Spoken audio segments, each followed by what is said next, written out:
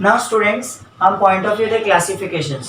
तो आपको point clear हो गया होगा what is this classifications. After that classification करने के बाद हम क्लासिफाइड डेटास पे आएंगे। तो क्लासिफाइड डेटास में data obtain classification are called classified data. जो डेटा आप क्लासिफिकेशन से ऑब्टेन किए हो, ऑब्टेन बाय क्लासिफिकेशन,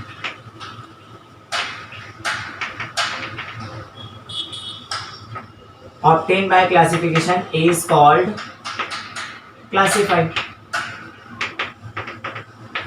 जो आप क्लासिफिकेशन से ऑब्टेन किए हो, ऑब्टेन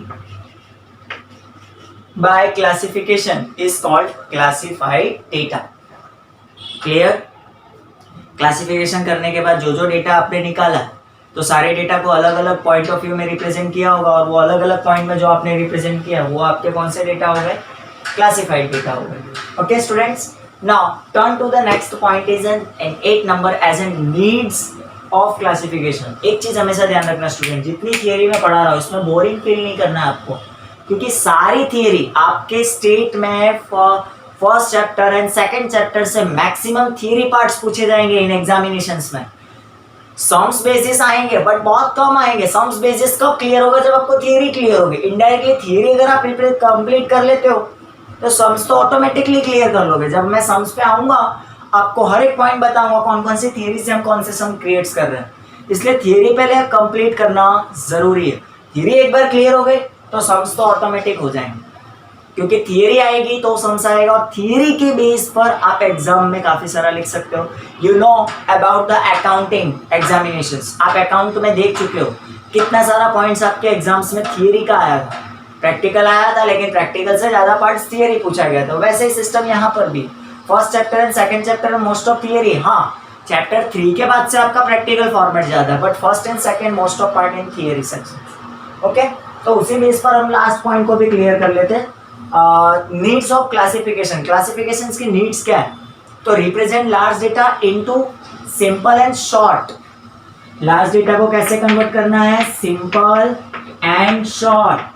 फर्स्ट पॉइंट, जो डेटा लार्ज पे है, क्लासिफाइड करने के बाद जितने, जो मैंने आपको सामने बताया था ना मार्क्स ऑफ स्टूडेंट्स, इतने सारे डेटा को शॉर्ट और सिंपल में क्लैरिफाई कर देना। तो data large into simple and short and attractive manner. Simple, short and attractive, ये वर्ड्स क्यों आया है? कि अगर आपका डेटा सिंपल और शॉर्ट होगा तो ऑब्वियसली वो अट्रैक्टिव करेगा सबको, क्योंकि ऑन द स्पॉट आपका पॉइंट ऑफ व्यू क्लेरिफाई हो जाएगा। आपको कुछ बोलने की जरूरत ही नहीं पड़ेगी, आप सिर्फ डेटा सामने रख दोगे तो सामने वाला ऑटोमेटिकली क्लेरिफाइड हो जाएगा, उसी टाइम पे ही समझ जाएगा हाँ आपका डेटा एक्चुअली है क्या, डेटा क्या प्रेजेंटेशंस दे रहा है, ऑटोमेटिकली सामने क्लियरनेस हो जाएगा। तो first point is clear. Now turn to the next point. Next point क्या है? कि to compare various characteristics of the data, compare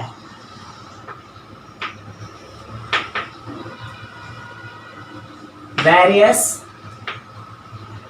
characteristics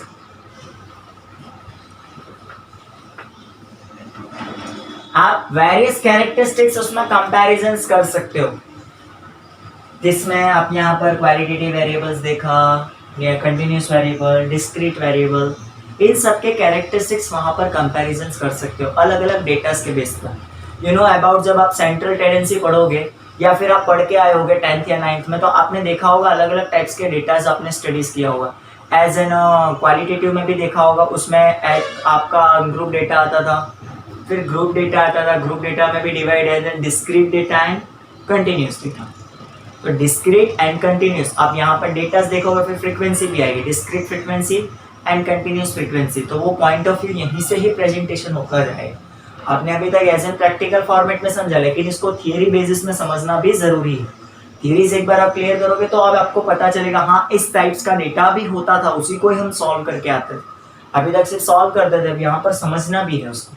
तो हर एक डेटा को वो कंपैरिजन करता है। Okay, now last as an to analyze the data by saving times, money and labor. Saving time, money and labor. आप अगर data को presentation सही से करते हो तो आपका काफ़ी सारा टाइम बच सकता है, एनर्जी बच सकता है, लेबर बच सकता है, वर्कआउट आपका कम हो सकता है। क्यों? इस तरीके से क्लासिफिकेशंस की ज़रूरत होती है। अगर क्लासीफाइड नहीं करोगे तो डेटा बहुत सारे होंगे और बहुत सारे डेटा को प्रेजेंटेशन करने में टाइम भी काफ़ी जाएगा, तो उसको पार्ट्स में डिवाइडेड कर सकते हो। ओके, तो जैसे डेटा को अगर आप पार्ट्स में डिवाइड कर देते हो तो इजीली समझने में भी हो जाता है, सामने वाले को भी समझ में आ सकता है और वो डेटा को आप एज एन कवर अप करने में टाइम भी कम लगता है। तो अगर डेटा कलेक्शन करके आप अच्छी तरीके से प्रेजेंटेशन करते हो एज एन क्लासिफिकेशन फॉर्मेट में, इसीलिए इस डेटा में प्रेजेंटेशन डेटा में क्लासिफिकेशन का पॉइंट ऑफ व्यू बहुत इंपॉर्टेंट है। खाली आपको ये वीडियो एक समझना ही है, आपको थियरीज तो मैंने ऑलरेडी प्रोवाइड की हुई है, उसी को ही आपको रिप्रेजेंट करना है। नेक्स्ट जब मैं क्वेश्चंस लेके आऊँगा तो भी आपको अपना नोटबुक ओपन करना है सबसे पहले, और उस क्वेश्चंस को जो पॉइंट में रीड करता जाऊँगा उसको अपनी नोटबुक्स में कंसिडर करते रहना। अगर आपके सामने नोटबुक होगी, आप साथ साथ में थियरी देखोगे तो आपको पॉइंट ऑफ व्यू ज़्यादा समझ में आएंगे। अगर आप खाली वीडियोज़ ही देखते रहोगे सोते हुए और मस्त देख रहे हो तो वहाँ पर माइनस पॉइंट ही आपका। मोबाइल्स को सामने रखो, कान में ईयरफोन रखो और तुरंत ही सामने आपकी नोटबुक्स होनी चाहिए कि सर क्या कह रहे हैं, हर एक पॉइंट पे ध्यान देना है आपको। तो जैसा समझना है कि हम लाइव लेक्चर्स नहीं बैठे हैं, सर एग्जैक्ट हमारे सामने ही और सर हमको इंस्ट्रक्शन दे रहे हैं और वो इंस्ट्रक्शंस को हम फॉलो कर रहे हैं, तो आपको ज़्यादा समझ में आएगा। बाकी एज योर बेसिस जैसे आपको फॉलो। तो चलो अब नेक्स्ट क्वेश्चन हम लेके आएंगे, उसकी थ्योरीज क्लियर करेंगे और 2-3 क्वेश्चंस कवर अप करने के बाद हम आएंगे एज एन प्रैक्टिकल फॉर्मेट में। Okay, thanks.